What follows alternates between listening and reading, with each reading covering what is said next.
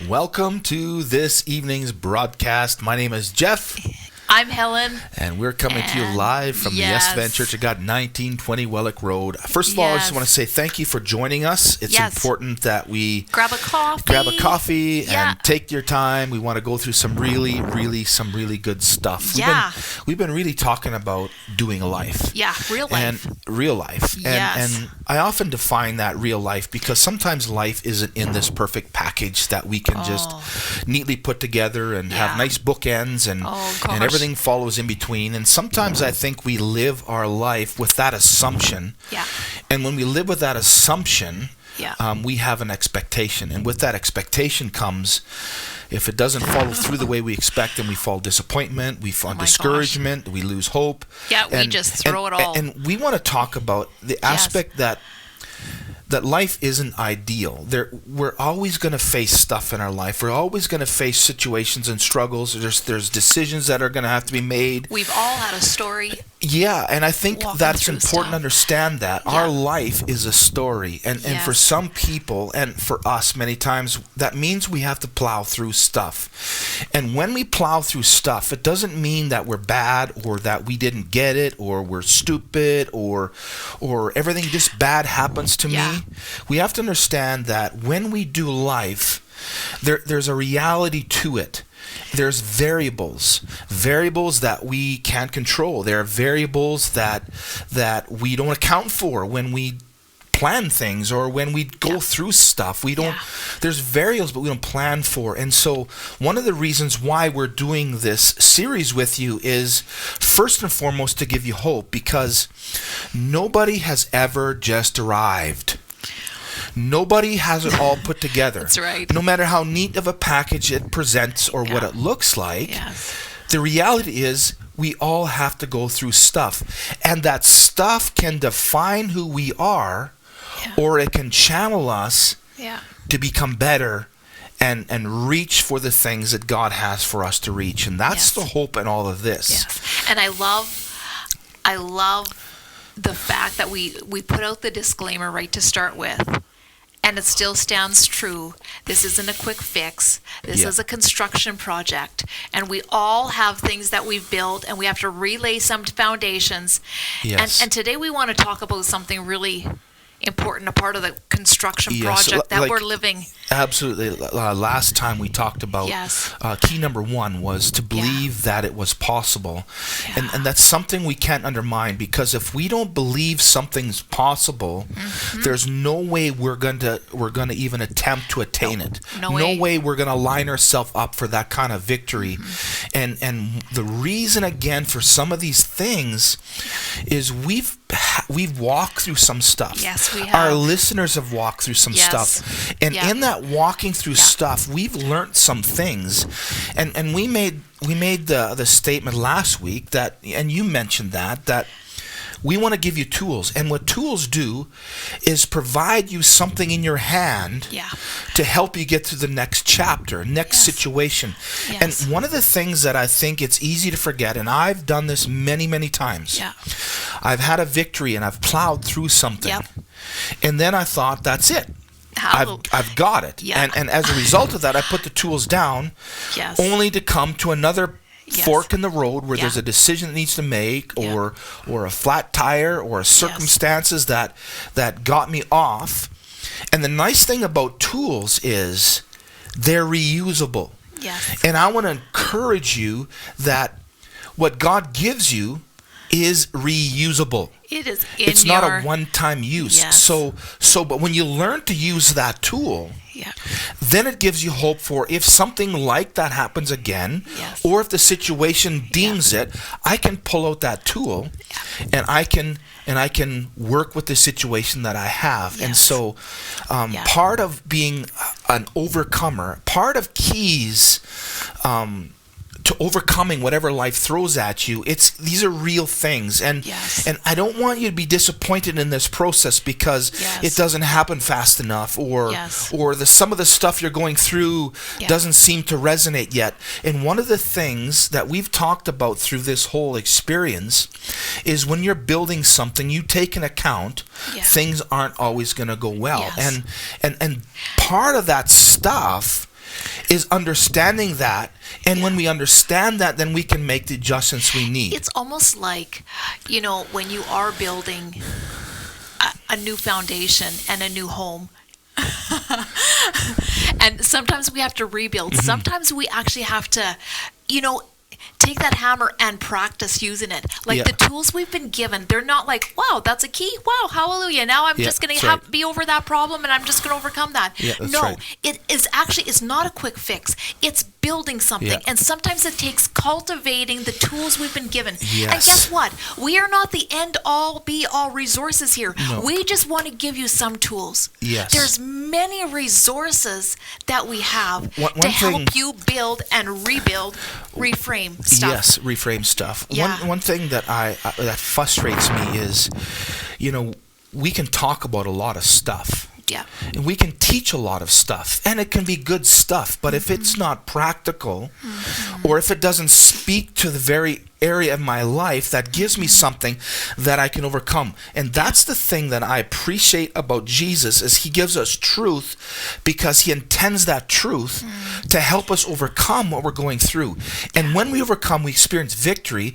And the nice thing about that is then we can share that with other people so they too don't feel inferior, don't feel like, well, you have it together, I don't, but rather it's hope. And one of the things that carries me oftentimes in the situations of life is hearing other people's stories of how they push through, because we all go through stuff. We all have a story. And going through stuff, if I reiterate that, going through stuff doesn't mean we're a failure or we don't get it. It's like the first time going on a job site or starting your profession that you did when your first day at work, you're full of textbook knowledge and full of everything else, but then you have to learn to put that textbook knowledge into real life stuff. I remember going to Bible school and it's all neat and tidy, and then you get into the real word and it's not neat and tidy, and sometimes the answers they give you are because it's an ideal situation. And so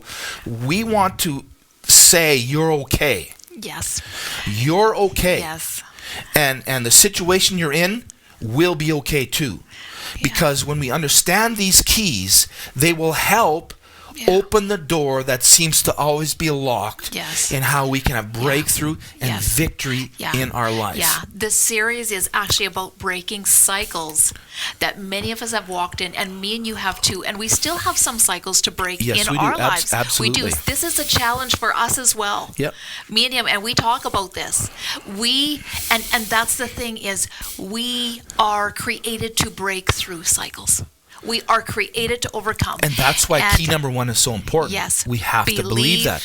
Believing it is the one key to stick into that locker and unlock that aspect of it. Yes. And as long as that's intact, and I want to encourage you, believing is also a process. It's not like, now I believe everything. Sometimes that belief is like a little seed. And those of you that are familiar with fields and gardens and planting grass and all that kind of stuff. We see it all around us. And we see it all around us. Yes. It starts with a seed. And when you take that seed and you put it in the right environment, that seed will produce what it's meant to produce. And so we just want to make you aware of what's inside of you already. Because revelation is the key to believing. If we don't know what we have, we can't step into what is ours. And so part of these sessions is simply just to show you what our Heavenly Father has already given you. And it is always enough for us to succeed in whatever circumstances that we're going through. And that's why there's hope in this all. That's why there's an aspect of, okay, I'm going to make it through. Sometimes I have to stare myself in the mirror in the bathroom and say, Geoff, you're going to make it through.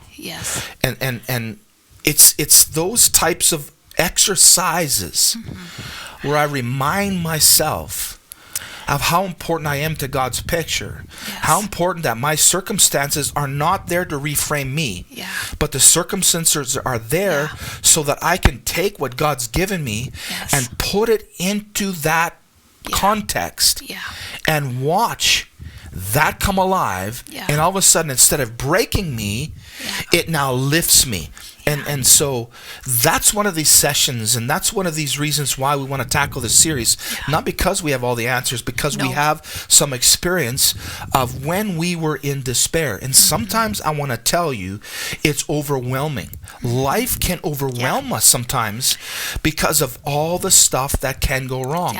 And sometimes we look at the situation and we ask ourselves, what more can go wrong? It just seems to fall on all angles. And we want to tell you that there's something inside of you that God wants to release or open up to show you that when you face situations like that, you are able to overcome. And I love the idea that we're building something here. Yes, we're building something. We were talking about the foundation a few times ago, and how important it is to have the right foundation. But also, when you have the foundation, it's also important to frame with the right materials. That's right. And for many times, you just cut in, honey, many times I've built on the wrong set of materials, and when the storm starts to rage and the circumstances fall apart, everything that I put into it falls apart, not because I'm dumb, not because I don't get it, not because that's just the way it happens, that's who I am, that's what takes place. It's because the materials I've been using are not correct. And so it's not, and that's what gives this whole thing hope. It's like when we were on the side of the road with a car going to Arizona and the tire was flat, and I could have used a hammer. The hammer wouldn't have done nothing. It had made some dents in the rim, and it wouldn't have done nothing to bolts. But when I had the right tool, I was able to address the problem. And so we want to tell you there's always a right tool. And the first key to unlocking that door that seems to never open in certain circumstances in our life is believe that it's possible. We used in Luke chapter 5, we used Peter's example about how he had fished all night. All night. And it says that we reminded us that he worked hard all that night. So when Jesus asked him, let's push the boat out and let's go for a catch, Peter says, you don't understand. I've been doing this all night and I've worked hard and there's nothing out there. But then when Jesus spoke to him, changed the situation. He says, but if you say so, then we will. And we know the result of that. We looked at it last time where the fish, the nets are about to break, the boats are about to sink. And sometimes, and you did a great job mentioning it, that beforehand, all these breakthroughs were happening. All these miracles were taking place. And yet, Peter wasn't getting his miracle. And sometimes that's a cycle we can find ourselves in. Why isn't it happening to me? When is it my turn?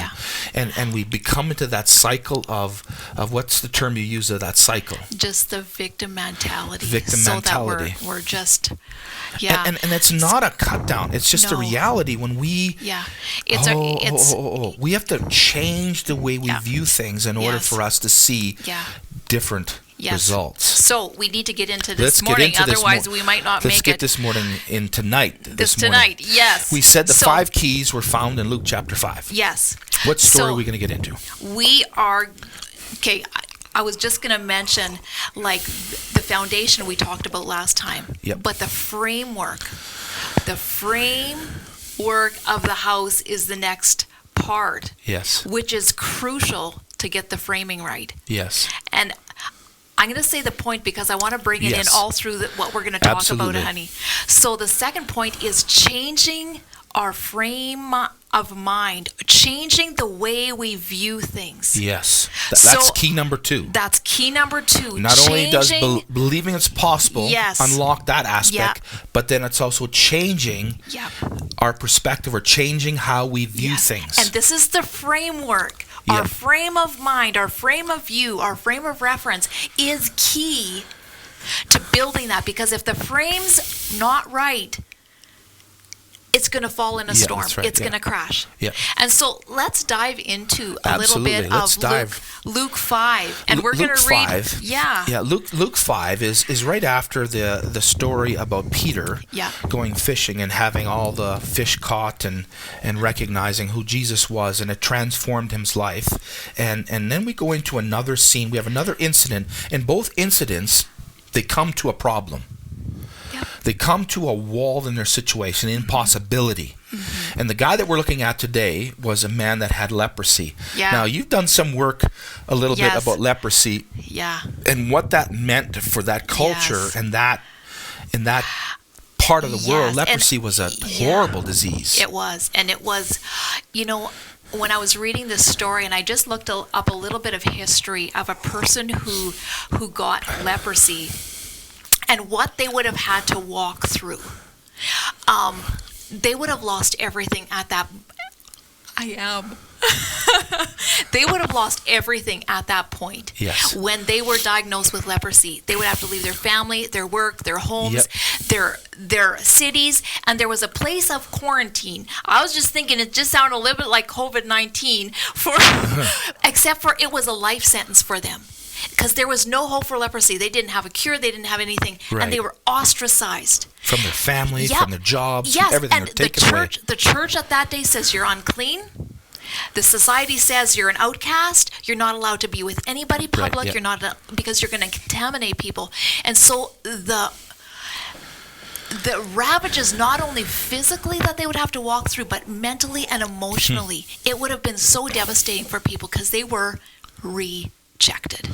They were not good enough. They were in that place of rejection. And I think we need to talk a little bit about how some of our framework in our life, that is a huge root to so many of us.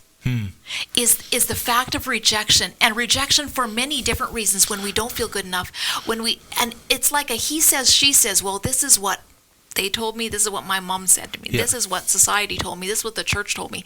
We can do all that, and we have built a wrong framework in our life, and it has devastated so many. It's like building this house with the wrong material. Yes. There's always going to be constant things showing up in the house because what happens is it's with the wrong material. Yes. And sometimes leprosy was a horrible thing, but sometimes the circumstances that we've got ourselves into or that have come has almost felt like a death sentence. We just can't overcome, and it feels like we're ostracized from everyone else around us because no one else knows we're going through. And the amazing part of this story is there was hope in the midst of despair. There was hope. And how Jesus handled it, I think, is a powerful testimony of how Jesus handles us when we're hurt. When we have a wrong frame of reference. Absolutely. And we've lived by that frame. Because the wrong frame of reference will always result in broken down material. It's not going to work. It's like taking that hammer to that flat tire. It feels good at the moment of letting go of stress and steam, but it does nothing for the situation. And you're too important. We are too important to miss what God has for us in those moments, because God met this leper in his moment. I mentioned last time too as well, Jesus met Peter right where he was at. And it's important to wrap our mind around that because he never steps away from us. He never folds his arms and I'll wait till you're going to scream loud enough, then I'm going to come. But Jesus always meets us right in the heart of our circumstances. I wrote this down, and I know you mentioned it. It says, what has your frame of mind, what has given you a life sentence? Where there is so many big walls around you that it just feels impossible to break the cycle. What is that in your life? What is it in our life that brings that? What is the root thinking pattern playing in our head that keeps you from overcoming? Because reframing our view is vital. Yes, it is. That's what we want to target today, is reframing our view. Why don't we read through that passage of scripture? Where would you want us to start? Probably right in verse 12, correct? Yes. Verse 12. One of the villages, Jesus met a man with advanced case of leprosy. Mine says he was covered. Advanced, it would be definitely it was covered. Like, there was no. He was a done deal. It was over for him as far as his disease was concerned. When the man saw Jesus, he bowed his face to the ground, asking him to be healed. Notice how he responds to this. It's important that when we are in circumstances that seem to be beyond our ability, it's important for us to ask the right questions. Can I say something? Because I just feel it right now. I wrote here that when he was in that place, no one could touch him. No one could hug him. No one could love on him. There was zero connection with people. And his family. It was a no love zone. He lived in a no love zone. And I feel it inside. There's so many of us that have lived in a no love zone. Absolutely. There has been walls of rejection in our life that have kept us from believing that we can overcome something. And today, I just, going through this story, there is no love zones. God wants to break through that cycle of our thinking. And sometimes it's been other people that we have felt have put us there. But then it's ourselves saying, yep, you're right. We have agreed with that lie. And it says, now I'm saying, yep, I'm not worthy of love. Yep, I'm not worthy of any breakthrough. Yep, I'm not worth it. I'm not worth it. And there's that no love zone. And we build a shield around us to protect us from more damage and more hurt. And we just want to declare over you right now that's over. These keys are meant to release you. These keys are meant to break through those old mindsets and those understanding of how we view the circumstances. Because when we change our mind, when we change our, what was the word here? When we change how we view things, it brings another perspective. And so here in this passage of scripture, it says he began to ask Jesus to be healed. He said, Lord, he said, if you are willing, you can heal me and make me clean. Listen to those words. He believed it was possible. Yes. He says, you can make me clean. But he asked a question. Are you willing? See, I think that's important for us. Are you willing? I think it's important for us to ask questions because I don't think we ask enough questions. Am I seeing the big picture? Do I see hope around the corner? Do I see being worth? Being able to receive.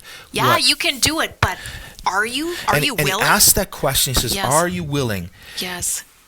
And Jesus reached out. Then verse 13, it says, Jesus reached out and touched him and said, I am willing, he said, be healed. Yes. And instantly the leprosy disappeared. Wow. That was a breakthrough in his life. That was a breakthrough. All of a sudden, he was given his life back.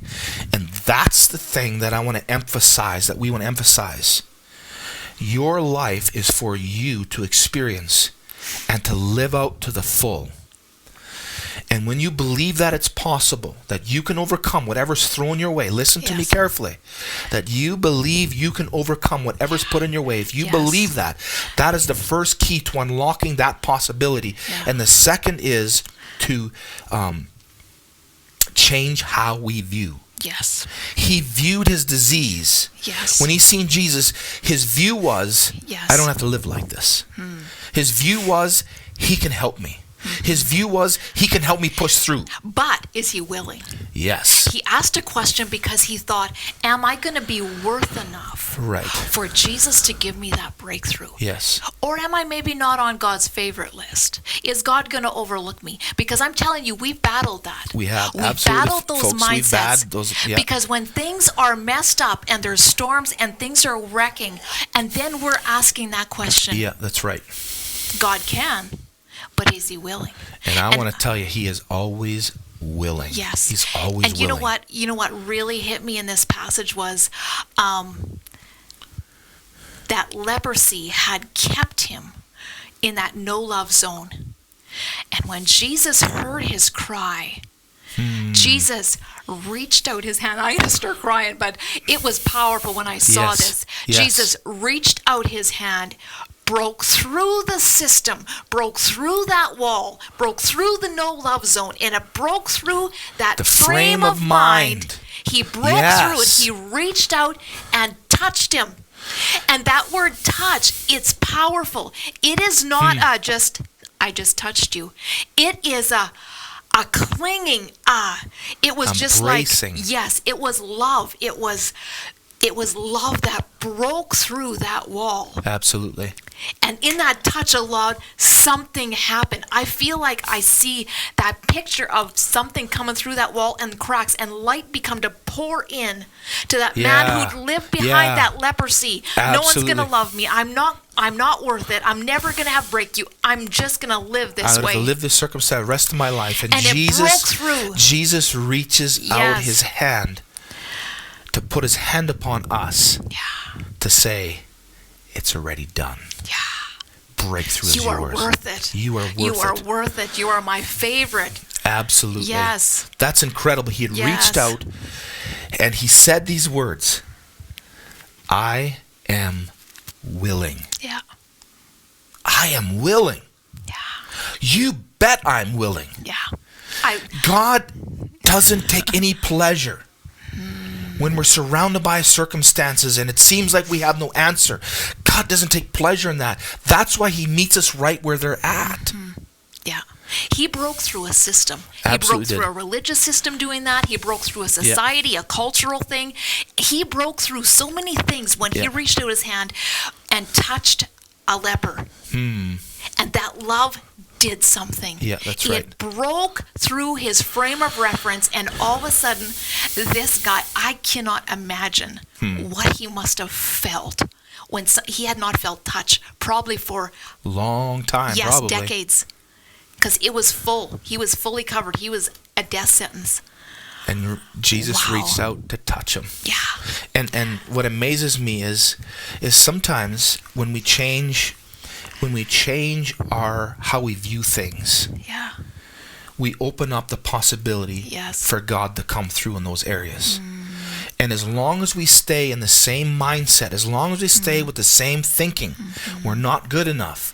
Everything bad happens to me. As long as we stay in that mindset, there is no hope for me. As long as we stay in that mindset and say, everything is coming against me. As long as we stay in that mindset. And we stay behind those walls. We stay behind those walls. And when we begin to change the way we view things, and this is something that helped me, I began to ask myself questions in the moment of things. Is this it? Is this all there is? Well, no, that's not all there is. There is more. There is more, because I've experienced in my life that these things are but for moments. And when we're in the moment, we think we're there to stay. But those are moments. And I remember you saying sometimes, even to God, saying, he's not going to do it for me. God's got something against me, and he's because not. I had the death sentence. My mindset was, I'm not worth it. I'm not worth it. Yep. And when I began to believe it, it started changing. It didn't change instantly. When I started believing it, all it did was give me hope. And like that seed, it started to grow and started to sprout and started to affect other areas of my life. And so that unlocked one possibility. And the second one was when I changed my perspective. And so I learned to look at my circumstances and ask the question, is this it? Well, no. Why isn't it it? Because I've gone through other things before. This is but a moment.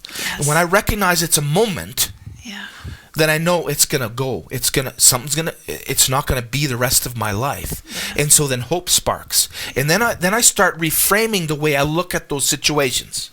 Okay, if this is not it, then what am I missing? And then oftentimes when we're in a moment of despair and frustration and covered by circumstances, we get so zoned in and zeroed by what's around us that when we stop and take a breather and begin to say, is this it? No, it's not it. It can't be it. Then we start seeing other things, and then we start seeing the stuff that is going right. And then when I start occupying my mind with that stuff, then I fill myself with possibility. I fill myself with hope. I fill myself with the truth of God, because he speaks that hope into my life. He speaks those promises into my life. And that begins to widen my perspective. And so and you know what, like when life is speaking stuff at us and we hear so many different things, that because my struggle was like I was not good enough, and that was mostly the voices inside of me that were saying that. And so like I feel like this challenge this week is to reframe how we view, how we speak. I am worth it. What we say is so powerful, because it actually allows us to receive that love that wants to break through. and take care and heal those places of rejection, because when we know we are loved, it can break that frame of mind, and all of a sudden we'll receive the healing we need for all those wounded and damaged places that we've lived in. Yeah. And life does wound us. We've talked about that before. Yeah. But Jesus is the one that wants to come and heal those things. And healing those things doesn't mean avoiding them. It means understanding they're there, and then having the courage to push through those things and begin to take another perspective. It's amazing. It's just like that time we woke up in the morning and I said, holy mackerel, is it ever windy out there? And you said, look, isn't it ever sunny out there? It's just the perspective, and it's amazing how we can turn the camera on a different view. We can zoom out to get a bigger picture of what is. And so I want to encourage you that in the circumstances you're in, take time to stop and ask some questions. Is this it? Is this how my life is defined? Is this all that there is? Is it telling me that it's hopeless?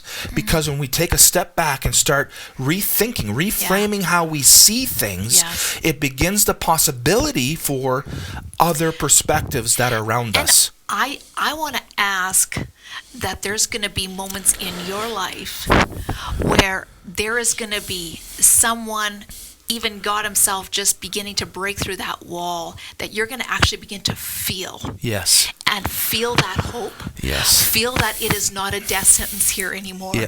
Feel that I am accepted, I am loved, I am totally worth it. One of the things that I speak over my life is I'm not broken, I'm in renewal. I'm not broken, I'm in renewal. I'm not damaged, I'm in construction. I'm not hopeless because hope is building. My perspective isn't zero. Because it's changing. And one of the things we want to leave with you is, don't compare yourself with other people's breakthroughs. Yours is uniquely yours. And we want to champion what God is doing in your life. We want to champion what's happening in your circumstances. And we want to be a voice of hope to say it is never over. We need to believe that it's possible. Click. We need to reframe how we view things. Reframing Reframe today. Those today things we're today. reframing. In Luke chapter 5, the leper came to Jesus because he heard there was hope. He knew there was hope. He pushed through the stereotypes. He pushed through the views that people had against him. He pushed through his impossibilities. He pushed through his life sentence that he was given because he knew that this was not the final thing for him. He stepped out of his quarantine. That's right. He put his death sentence behind him. That tells me he reframed how he's seen himself. And I saw, and I wrote that down. He reframed how he's seen himself. If that breakthrough, leprosy's gone, also just broke through his frame of mind and saying, it just broke him free from that. Absolutely. And you know what? And Jesus goes on to tell him, he says, go be the testimony. You are the testimony. Go and just be the evidence. You are the proof of the freedom that he's been given now. Just broken through that cycle. So I just want to leave with you. Don't think this is a quick fix. It's a process of developing to changing the way you view things, changing the way you think, because how we think influences how we live. How we think influences how we view things. How we think shapes patterns in our life. And so when we can reframe how we think, we reframe everything else about our life. So we just speak that over you. We speak that over you. Thank you so much for joining us again tonight. And we're looking forward to seeing you with Sunday morning at 10:30. Key number 3. Key number 3. And if you like what you hear, hit the subscribe button or hit the share button. Let's get this stuff out there so people that can hear and be touched by it as well. That's right. Thank you. We value you. We appreciate you. And have a great, awesome great week. rest of the week. Bye-bye. Okay, we'll see ya.